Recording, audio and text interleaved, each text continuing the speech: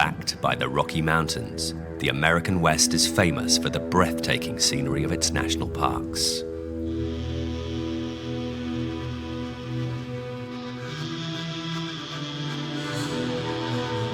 An entire modern mythology unfolds.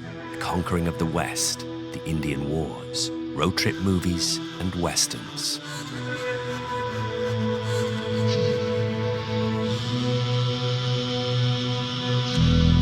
But for archaeologists, Utah's canyon country holds treasures even more fascinating than the landscape in which they were found. The thousands of often remarkably well-preserved symbols and figures which decorate cliffs and rock faces.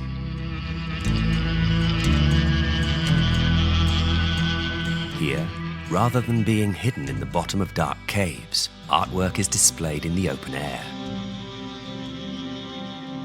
This art, about which we know very little, dates back to the birth of humanity. Left out of art history books, this rich artistic heritage deserves to finally be studied properly.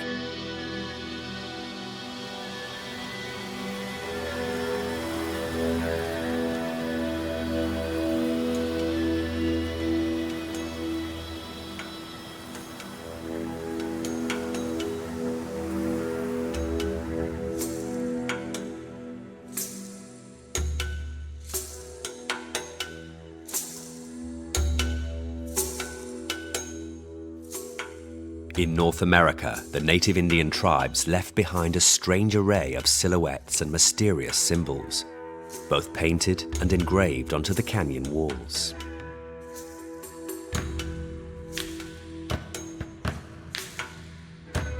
Some believe they recognize the depiction of dinosaurs and extraterrestrial life, feeding some of the most fantastic theories out there. Paul Bahn and Jean-Loïc Quellec have dedicated their careers as archaeologists to the study of this outdoor art. For over 30 years, they have traveled the world and visited some of the most spectacular places on the planet. Following the footsteps of our distant ancestors. Together, Englishman Paul and Frenchman Jean-Loïc have come to visit these engravings to try and uncover their secrets. Paul and Jean-Loïc have planned a long route, starting from Salt Lake City. The first stop is in the east, in Vernal, to see the Three Kings panel.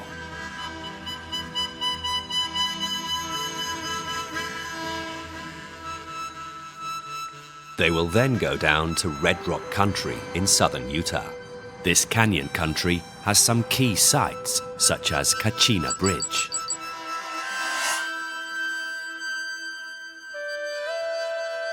Cane Creek Canyon,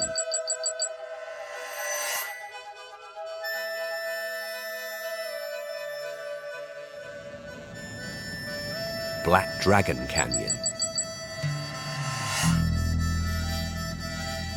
and Horseshoe Canyon. At each location, the archaeologists will find fascinating engraved and painted panels. But before that, let's not forget the enigma of the engravings in the winding 9-mile canyon.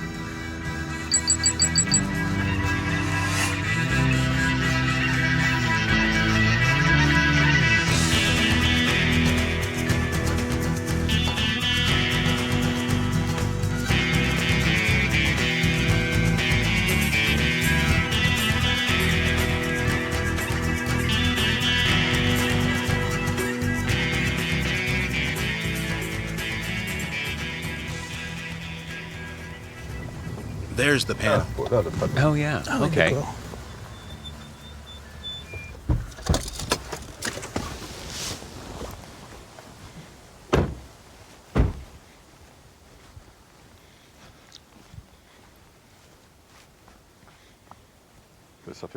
I've been dreaming of seeing this panel for so long. It's famous, but also very, very strange. It's packed full of things that are really difficult to explain. Absolutely. It has some really curious characters in it. Sure, you can recognize a small hunting scene on the left with an archer aiming for an animal, but then the people are really quite strange. Heads but no faces, or just with two big eyes like that. And sort of antennae, like those in Tassel with their round heads, nicknamed the Tassel Martians. They were seen as ancient astronauts. Yes, I've seen the same thing in Australia. You see human beings with what look like helmets or antennae or something like that on their heads, which have also been interpreted as astronauts or even extraterrestrials. Why are these characters engraved into a rock in the middle of an arid canyon? What is the meaning behind this scene? Are they visions from a nightmare or an extraterrestrial chronicle? We're not going to look at the graffiti of a madman, nor are we in a sci-fi movie. We're in the heart of the country's largest rock art site. 9 Mile Canyon is an extraordinary outdoor museum. In this immense limestone gorge, around 40 kilometers long, nearly 10,000 paintings and engravings, called petroglyphs, have been counted.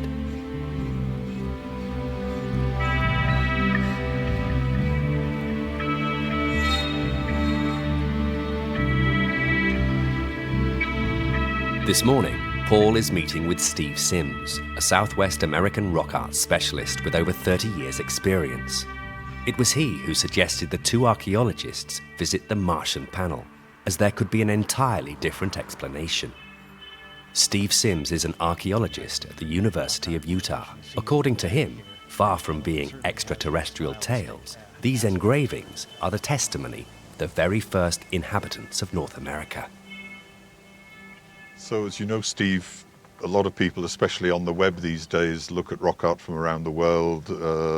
They see strange figures in the Tassel in the Sahara, sometimes in Australia, and they see Martians or extraterrestrials with antennae coming out of their heads. And this would seem to be a classic example here. So what's your opinion of that?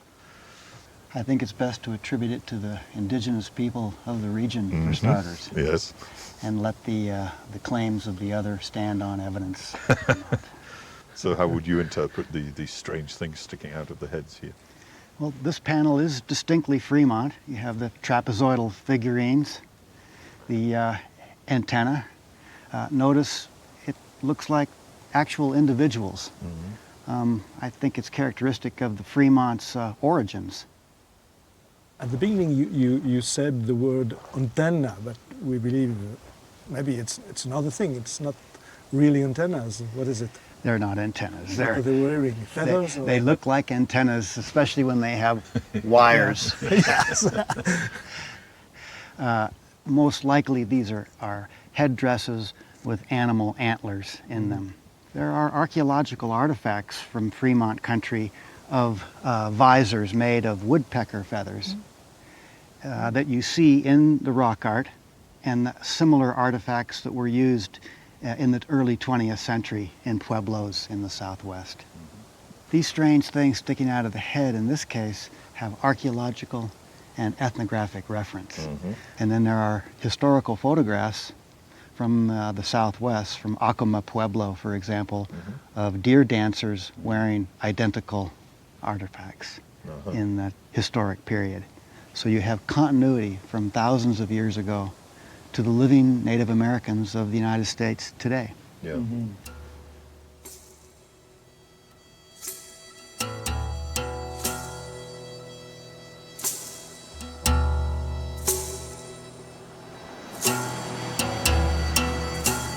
The conquerors of the American West included explorers and historians who quickly sought to recompose native Indian history. That of the tribes still present in the area, and also of those who no longer existed. General Fremont of the Confederacy even gave his name to this mysterious people, the authors of the petroglyphs of 9 Mile Canyon. But even at the time, none of the Fremont people were around to testify. Their story seems to be suddenly cut short around the 13th century. Archaeologists collected just a few traces of the disappeared tribe, convinced they had left no descendants.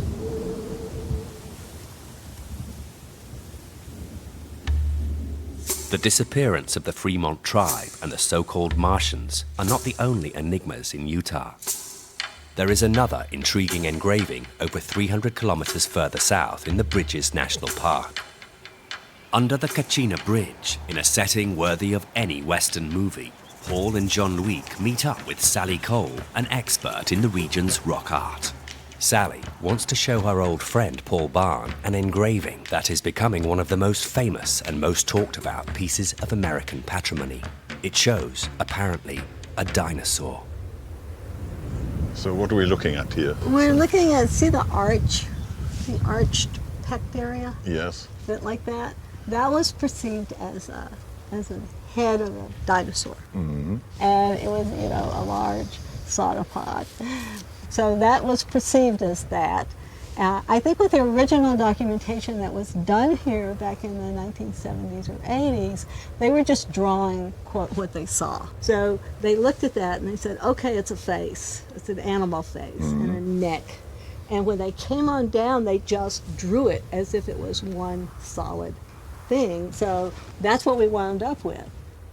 Apparently it just spread as evidence of, you know, dinosaurs being present. Archaeologically, we tell people when you don't see it, don't draw it. Yes, yes. But those are just abraded or areas where the surface has, you know, been coated with a mineral and it is leaching out from inside the sandstone. Yeah. So together it creates this image of this animal tail. So it's a great panel. That's a basket maker style figure, the very large. So that one is very well dated, relatively speaking. So we could look at that figure and say, more or less, it's 2,000 years old.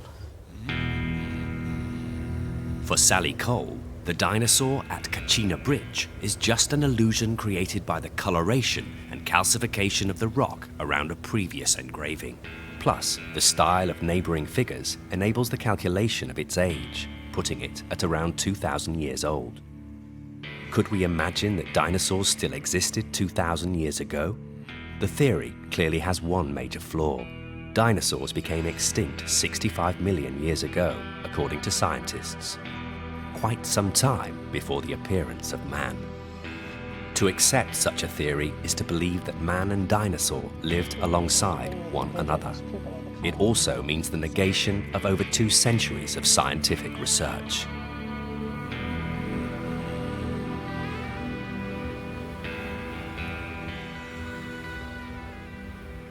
It's a special sort of archaeology, rock art, because the images appeal to your senses. I'd say the most important thing for archaeologists is to study rock images like any other archaeological object. Like a chiseled axe, an arrowhead, or a piece of pottery. You have to focus on dating the object, situating it in the evolution of cultures, and so on. The challenge is that here, images are involved. And our minds work in such a way that when we see an image, we automatically try to give it a meaning. Our solution is to attribute any sort of meaning to it, to avoid the question of the total absence of one.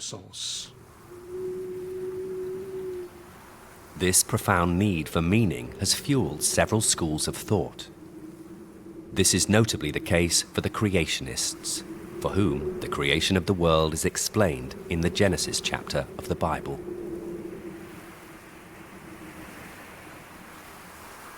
But not all creationists take the Bible word for word. Not all claim the world was created in 7 days. Like Dennis Swift, some believe, however, that the chronologies put forward as scientific truths by the evolutionists are also incorrect.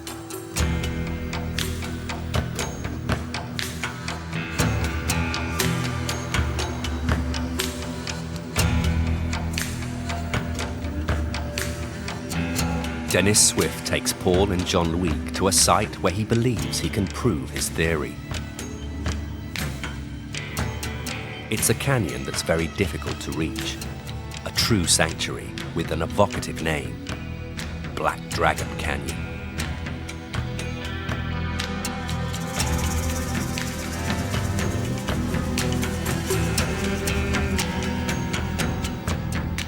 For Dennis, there's no doubt. This image shows a pterodactyl, a flying reptile from the Jurassic Age, some 150 million years ago.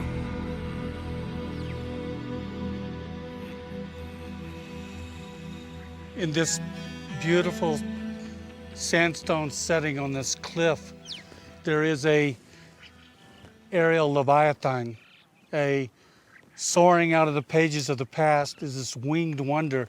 And the Indians were masters at putting these drawings and settings that would evoke the image of the animal flying or running. And in this canyon, the place that has the waviest sandstone is this spot right here that we can find. And so it looks like it's hovering right here, this pterosaur. But my feeling is that the upper part of it is disconnected from the rest of it, and it looks like a human being looking to the right with the two arms parallel, and the neck of the dragon, or don't know what, are his legs. You see, he's like this. What do you think? Yes, but when you look at it very closely and photograph it, then the neck comes like this, as a curving shape. It comes all the way down, curves, and connects to the body, and from there the wings come out, and then the wings on this side have claws, and only pterosaurs and pteranodons had claws. Yes, I think it's your reading, but... If we have an isolated case and say, that's one, but what about the others? They also did this in other places, and it looks very similar. The more we discover about the fossil record, we also see that their petroglyphs were correct and our interpretation was wrong. In all Indian groups, more than 500 Indian tribes in the United States, all of them talk about the thunderbird. And the thunderbird wasn't a fossil they were looking at. They believe they lived contemporaneously with the thunderbird.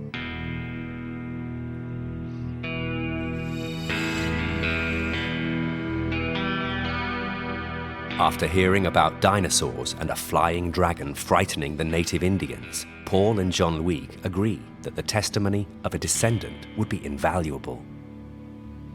The rock art in Utah is so strange and its creators so difficult to imagine that even the most extreme theories thrive here, in an America hungry for fiction and myth.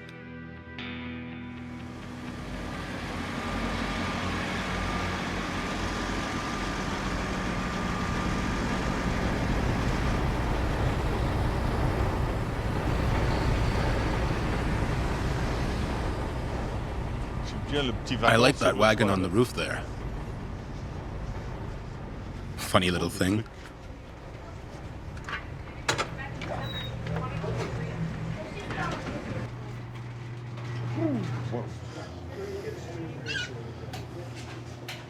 Whoa, they've got every brand of crisp here. I'm just after water, so Yeah? just normal colored water. Yes, yes. Ideally. But look, there isn't any. Wow, strawberry. Strawberry.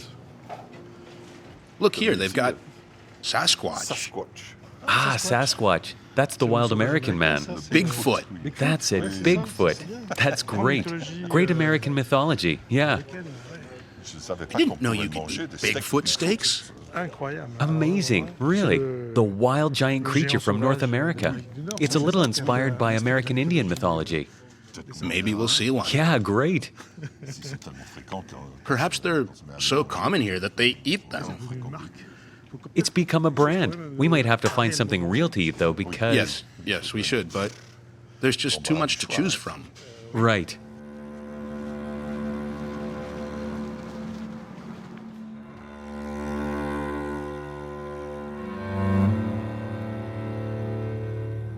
The giant gash of Black Dragon Canyon fades with the night, untroubled by any dinosaur ghosts. Waiting to find a Native American representative, Paul and Jean-Loïc can't wait to get back on a more rational path. Today, Marvin Rowe, one of the world's most reputed experts in dating outdoor prehistoric art, has responded to his friend Paul's invitation. At over 75 years old, he has bravely climbed up to the foot of the figures armed with a portable spectrometer, the ideal tool for analyzing a material's composition, in this case, the chemical elements found on the canyon wall. It takes 30 seconds to make the measurement, which is kind of amazing if you think about it, that you can do a chemical analysis in the field in 30 seconds. So it's done by X-rays, is that right? It's done by X-rays. It's done by X-rays being shot out of the front of the gun, encountering the elements in the paint and in the wall, and then sending X-rays back, which are characteristic of the element that we're interested in. The iron there is quite large, as we assumed it would be, since it's a painted area. It's about 24,000 counts on this instrument. And now I'll go to an area over here somewhere. Okay. The people who see this as a pterodactyl believe that this is an entire figure with the neck joining the body here, so we need to know what the reading is from that area there. Okay, and then I read, there's no iron there, so clearly there's no pigment there, so it's clearly not painted between here and where it starts on the tail. Okay. So it's hard to connect those Right, two yes. in any realistic way. Vanishes. And Yes. that took, what, a minute and a half? Yes. So if you could really want to study it in detail, it would take a Right. couple of days, but already it's clear that there's no paint Yeah. here to there. so. Okay. The spectrometric analysis of the wall quite categorically contradicts the theory of a single figure, and thereby also the existence of the famous pterodactyl. And when Jean-Loïc studies the photos of the famous flying monster on his computer, his visual analysis software produces an image that the creationists probably wouldn't find to their taste. But how do we approach the question of these figures' meaning? How can we know what culture they belong to? And how can we imagine what their creators were like? Paul and Jean-Loïc have learned that many eminent ethnologists believe today that the Hopi Indians are the possible inheritors of the art found in Utah. To be able to speak to one of them would be a unique experience for these two European archaeologists. Thanks to Don Montoya, the archaeologist at the Federal Bureau of Land Management, Paul and Jean-Loïc may have found the right contact.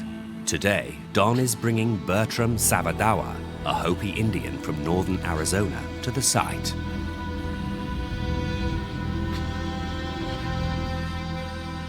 Here in Utah, he is far from his territory, several hundred kilometers from his reservation. In front of the Black Dragon Canyon figures, Bertram's presence immediately bears fruit. He feels familiar with what he's looking at. He makes the same observation. It is definitely not any sort of flying creature. My understandings on different symbols may be coinciding with along rivers and streams, that perhaps maybe even this particular feature on this right portion would definitely be more of the description of the bends and curves of the canyons coming in from this direction, where definitely when you first come in, and it is very narrow, this would be more of that description of the landscape, and actually maybe again just the actual path to come in as part of the confirmations of the migrations or travels of the ancestors. The small team have made their way through the twists and turns of the canyon, examining these painted figures. Sadly, for the most part, vandalized and drawn over in chalk, despite this being forbidden.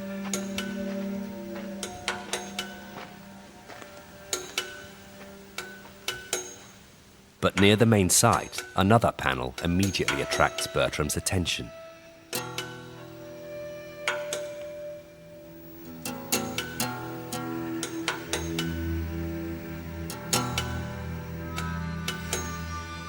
At the end of the day, he can't resist going back for another look. Paul and Jean-Loïc understand at once that Bertram is feeling something rare and intense.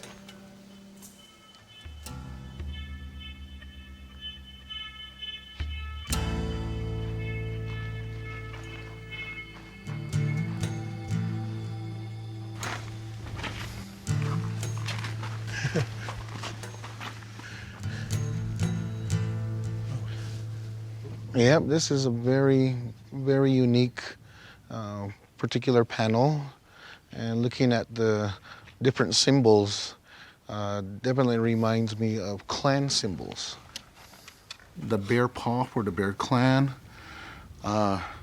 Even a rare viewing of a symbol that represents the spider web, so Spider Clan. And the bird talon marks could be of maybe crane or heron. Clan symbols. Even shows that there is the instrument of the rattle that is portrayed up there. And even my grandfather's symbol of the Sun Clan, of the sun symbol. So it is really amazement, awestrucking to see these symbols further away from our main reservation land area. I guess in a sense maybe it was of the territory boundaries in earlier times. Yeah, it's really amazement. I guess a little overwhelming now, because it is. Yeah, a lot of clan symbols definitely left here.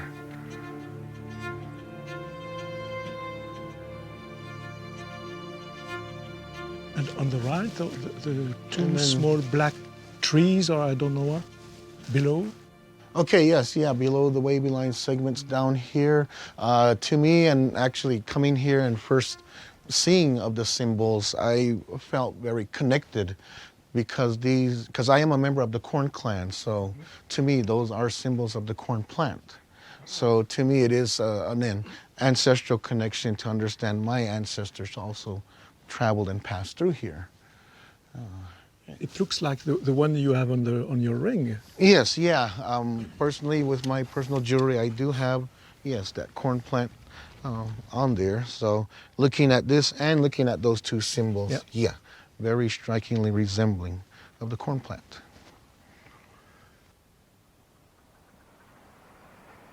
The figures from Black Dragon Canyon speak loudly to Bertram, recalling his teaching, his roots, and his very Hopi identity. Good morning, Zava. Good morning. Hello, Tsava. How is it? Yep. Good to see you again. Yeah. 800 kilometers from his reservation, he rediscovers the footsteps of his distant ancestors and the intertwining of territories over which they traveled. The mysterious Fremont people did have descendants after all. The American Indian vision, which seems to communicate with the landscape itself, mapping it, marking the tribal presence. Has this vision been passed down over the years to today? The journey now takes a different turn. Paul and Jean-Loïc feel that they are finally getting close to the original artists. They are delighted.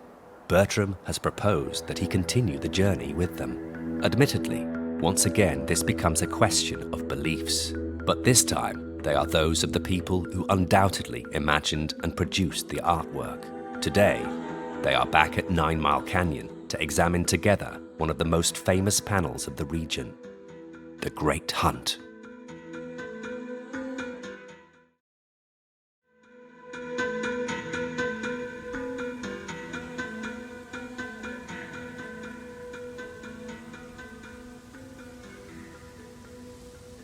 We just tell basically maybe this particular canyon wouldn't have been used to maybe drive the game down from this southeast direction, and in this very narrow of this section would have been the location where the hunters would come and, you know, like ambush of the rams and the game animals in this area.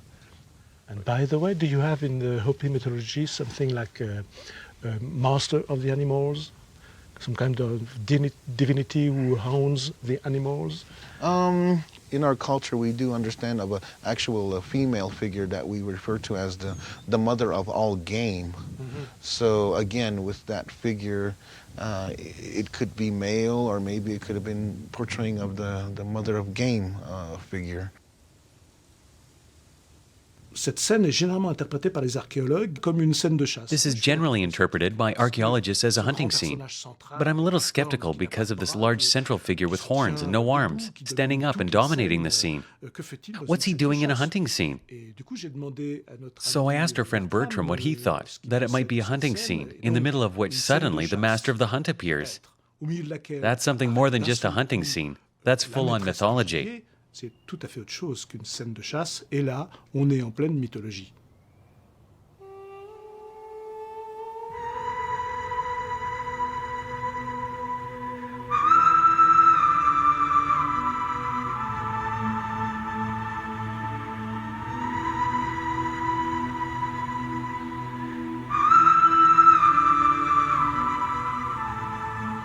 Jean-Loïc feels that Bertrand is able to detect the mythological dimension of this ancient Indian art. Impatient to get as close to it as possible, Jean-Loïc suggests they go to Cane Creek Canyon, near the town of Moab. This is where fans of SUV vehicles from throughout the country come to play. Indifferent to the traffic above, as if it has been placed there deliberately, a large round rock is decorated with an enigmatic childbirth scene.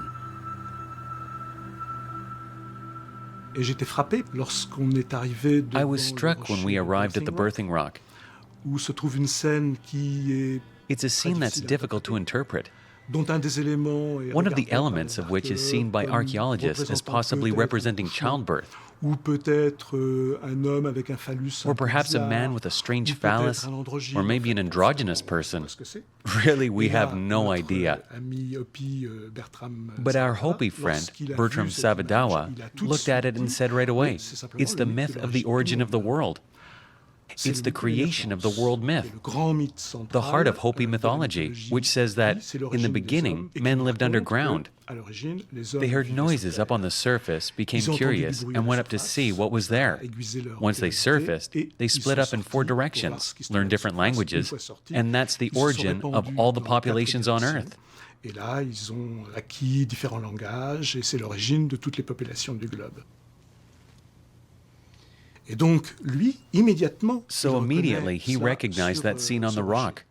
I'd never have seen it, of course. But once you know that Bertram belongs to a culture with a really long oral tradition behind it, of which he is to a large extent custodian, there is every reason to believe that this image could have something to do with the Hopi myth of the emergence of the first men.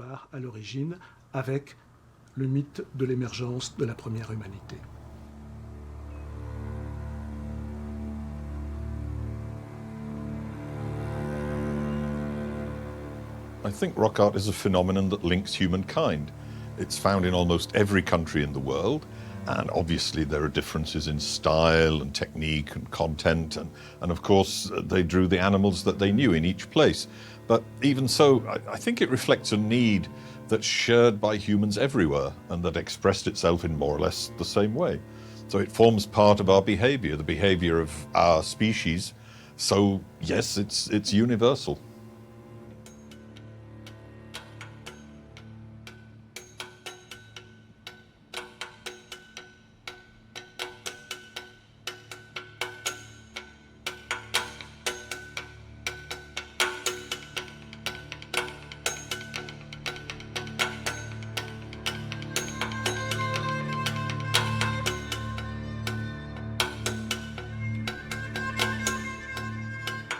Thanks to Bertrand, Paul and Jean-Loïc have been able to understand the tribal symbols, identify divine figures, and even evoke the founding myths of the Hopi culture.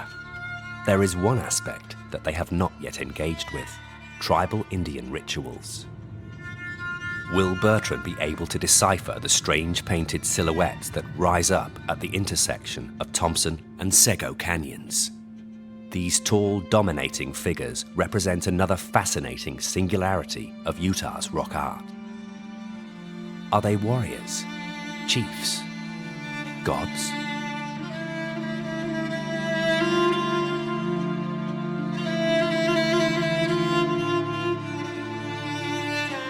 So Bertram, this is the first time you've been to this amazing site. Is there anything at first sight that strikes you as being interpretable in terms of what you're familiar with Hopi symbolism? Some of these figures that do have the large eyelets, these 2 in particular of the conical shaped heads, do remind me of the twin warriors in our culture. And the older brother's name is pronounced Pokanghoya, and the younger brother Palingauhoya. and they were ones that were instrumental in giving guidance to ancestors as they were traveling, exploring the earth and the land. And obviously the snake symbols would again represent a snake clan, or coming into this particular area.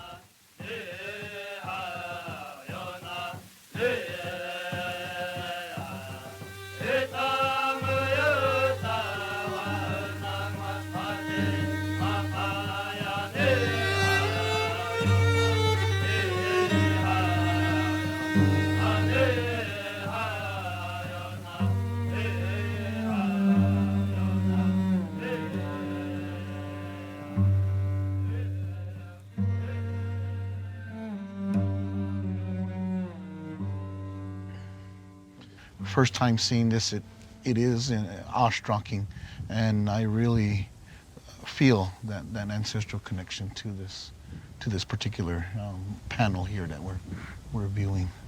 It just feels like it is a big puzzle, and within your lifetime you're given pieces of it, or in other words, elders will just not bluntly share everything and say this was how it was.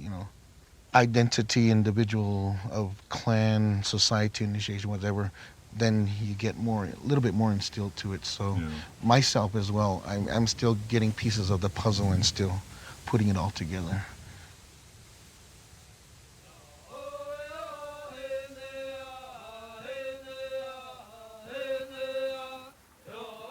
Utah and its neighboring states of the American West cover immense, wild, and largely unpopulated areas. Over the course of seemingly endless journeys, the small team changed their way of thinking to match the dimensions of such space. They are walking in the footsteps of Bertram's ancestors, who journeyed tirelessly over this infinite landscape. Their investigation is transformed by this daily physical contact, and a connection is rebuilt between the Earth and its lost people. Paul and Jean-Loïc are dizzied by this size and scale. It's no longer just about paintings or engravings on rocks. The thought is of space itself and the emotions it evokes among those who cross it.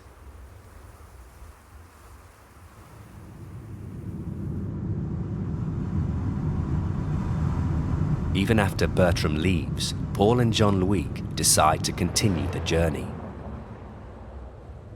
Drawn like magnets by the magical landscape, testing their limits in the desire to explore every canyon.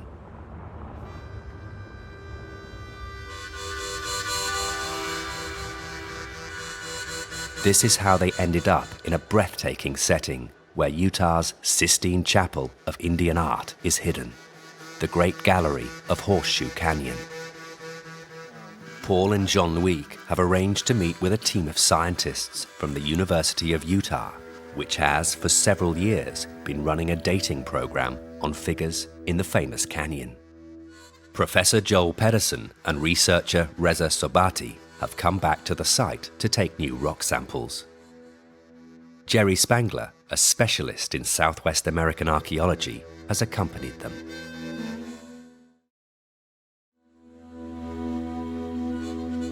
After hours of walking, Paul and Jean-Loïc arrive from the south, close to the main gallery.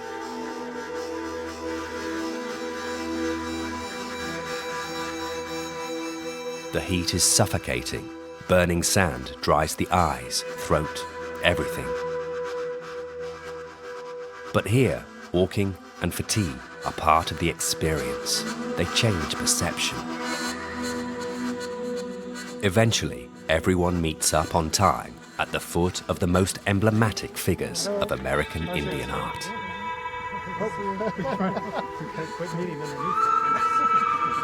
So this is the side. Yeah, this is it.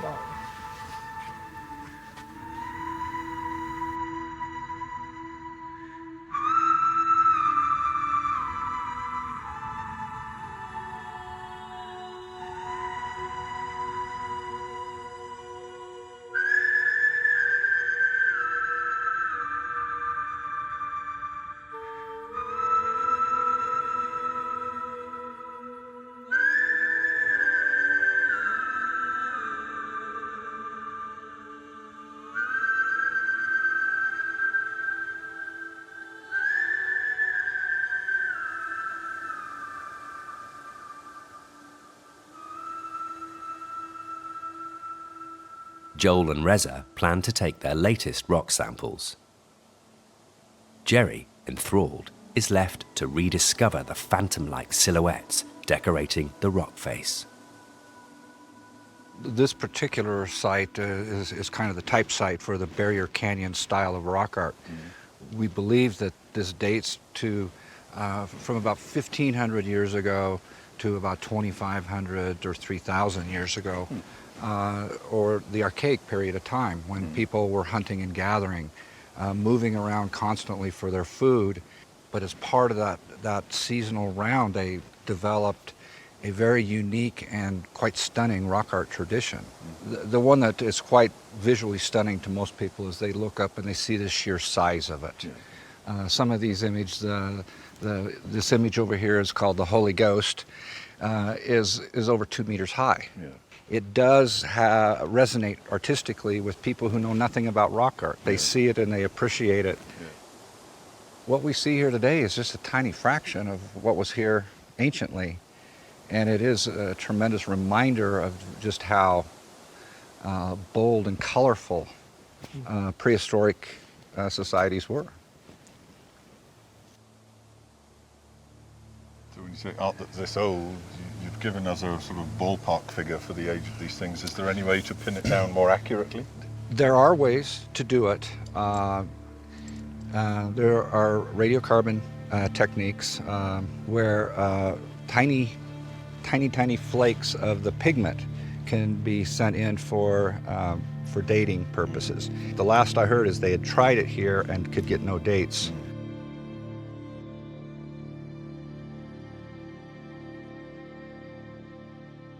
Generally speaking, archaeology has frequently ignored or even belittled rock art because it couldn't be dated. And so it was just images, sort of pretty pictures in the landscape, but it wasn't taken seriously because one couldn't really work with these images as archaeological data. Archaeological specialists in outdoor art have for a long time been deprived of specific dates for the figures they discover. The development of new physiochemical techniques gives regular bursts of hope, but they are, for the most part, disappointing. This time, however, they are looking more promising. The first technique we started using is taking advantage of really simple cross-cutting relations that you can see. And if you look up at the Great Gallery, one thing, there's the beautiful panel of art itself, but then to the left of it, you see this pile of sediment. Yes. And that pile of sediment can be correlated and traced up and down the canyon, where we've mapped and studied it, and it actually tells us about the stream's history.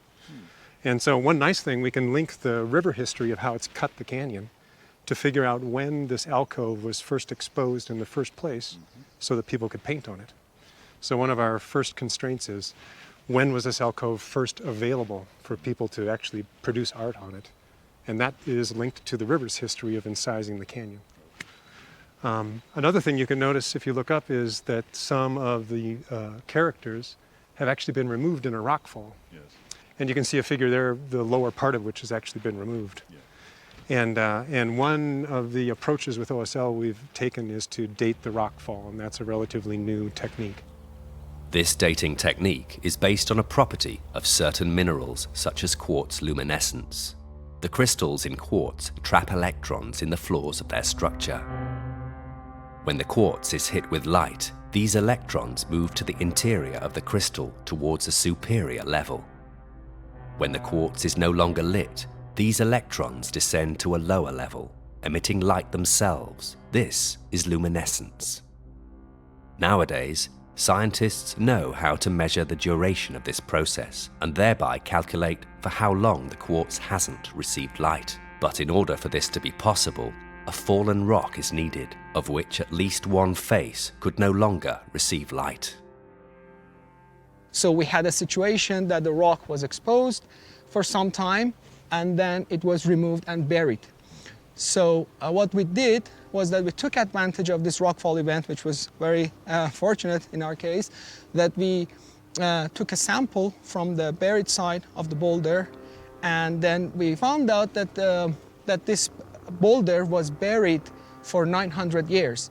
And that means that these rock arts must have been created sometime before that. Reza's new technique makes possible, by evaluating the luminescence, not on the surface but deep within the rock, the estimation of the duration of time it has been exposed to the light.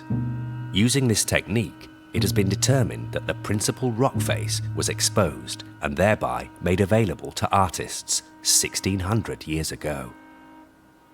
The paintings at Horseshoe Canyon are therefore between 900 and 1,600 years old.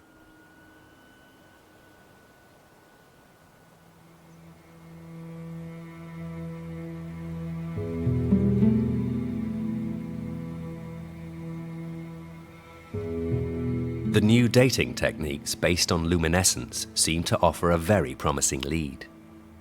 A key weapon to be used in resolving the often lively debates about the age of figures and the people who created them. In the heart of this canyon, Paul and Jean-Loïc have been able to connect the visions of American Indian culture with modern-day technology. This trip to Utah has been as rich in discoveries as in emotion. Because, for the archaeologist who studied art, emotion counts almost as much as scientific progress. Research is fueled by wonder. It seems that the outlook of the American Indians was, before anything else, linked to the necessity of transferring vital knowledge within a community and territory. Today, just like yesterday, the land doesn't cease to inspire new and powerful forms of expression. In the 1970s, a new school of art developed that linked landscapes and their transformations. It was called land art, and has been born in the vast space of the American West. Utah still shows the marks of land art's first big surge.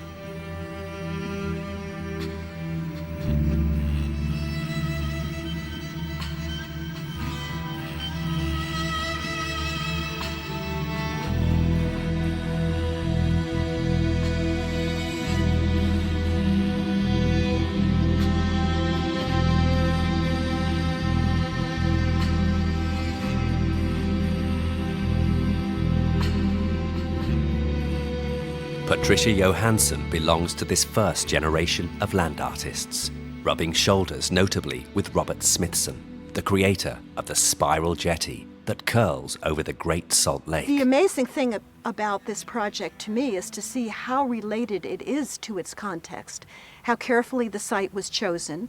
It's an extremely beautiful site. Very definitely both land art and rock art are very much related to appropriation of territory and also selection of specific territory.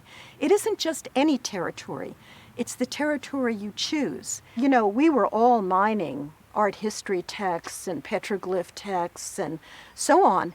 And so, I mean, the spiral is another universal symbol that all cultures can relate to.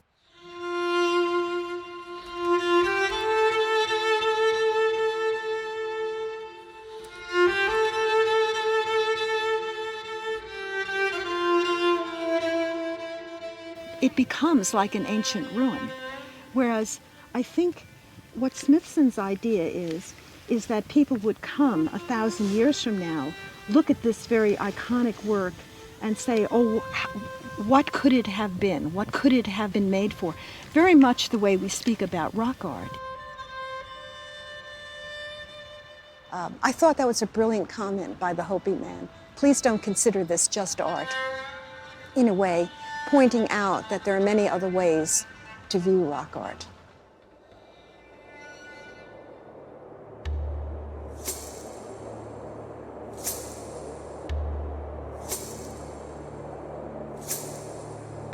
So the immense expanses of Utah reveal a permanent connection between landscape and human communities. The sheer scale of natural space has inspired powerful art in all eras. Thanks to archaeologists, we are able to discern key sites all over the planet. Countless yet fragile, rock art sites are one of the most precious treasures of humanity. Sources of questions and imagination, they help us to catch a glimpse of the path trodden by our species over thousands of years. This art invites us to follow their steps and take the road to new lands.